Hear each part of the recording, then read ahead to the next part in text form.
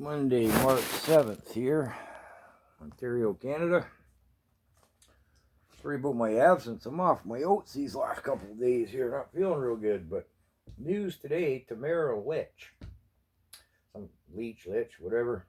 She was one of the convoy spokespersons and initially in charge of the GoFundMe campaign. I think it's been just over 2 weeks now. She's been held in custody. Well, she got out today on bail. She has to be out of Ontario in 72 hours. She has to report daily to the OPS.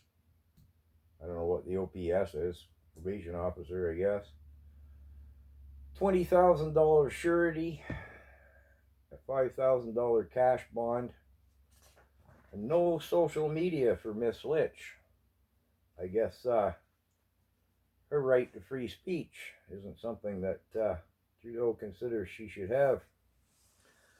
Now, this is Trudeau talking before he goes off to Europe, where he is now, with a meeting with, regarding the other world leaders regarding the Ukraine situation.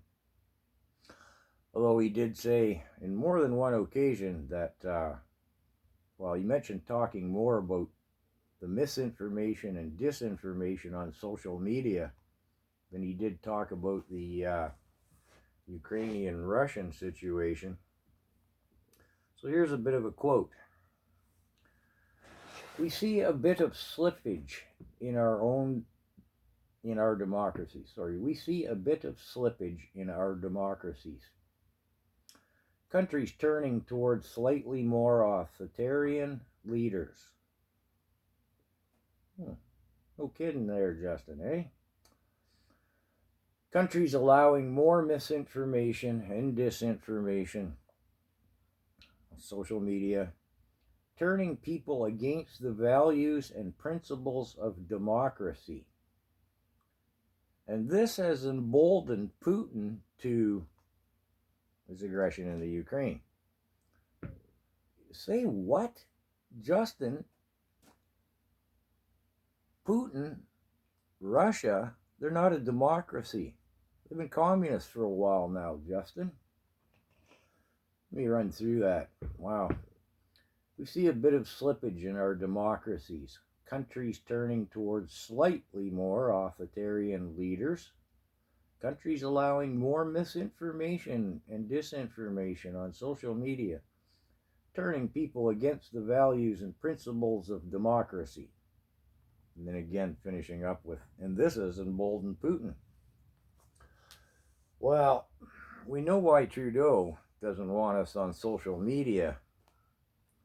We're not threatening democracy. We're threatening his dictatorship.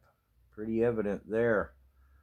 I'm a little behind the times. I guess there's Bill C-13 and 36 in front of Parliament now. I don't know, I guess Bill C-13 has replaced 10 and 11, and that would be the ones that give governmental control towards the social media. I forget how it was exactly worded the first time, but oh yeah, media censorship that would eliminate alternative media. Yeah. This is scary. Scary business, people. You Canadians out there, my fellow Canadians. I don't know. This apathy business or fear or denial or whatever it is that you're not looking at this business. You better get looking.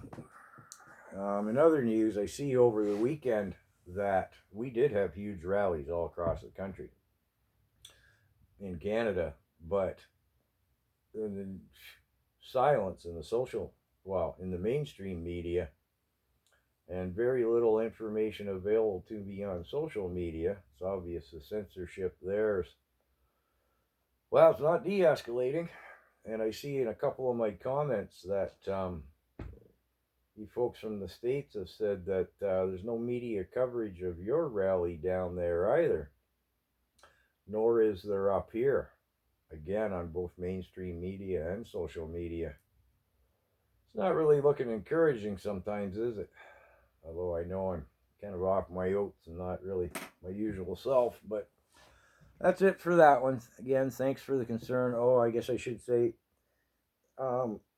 the comments on my videos, if you're watching an old video and you comment on that, I don't see it. It's way down in there. So if you want to send me something or make a comment that you think I should be aware of, make that comment or send that link on the most recent 1 or 2 videos. I have no time to go back looking through to see if there's a new comment on a video I made days, weeks, or months ago. I mean, it's getting increasingly hard for me to sift through the sewage and the censorship.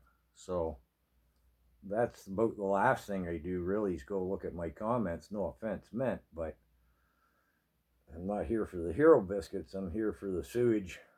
So thanks for listening.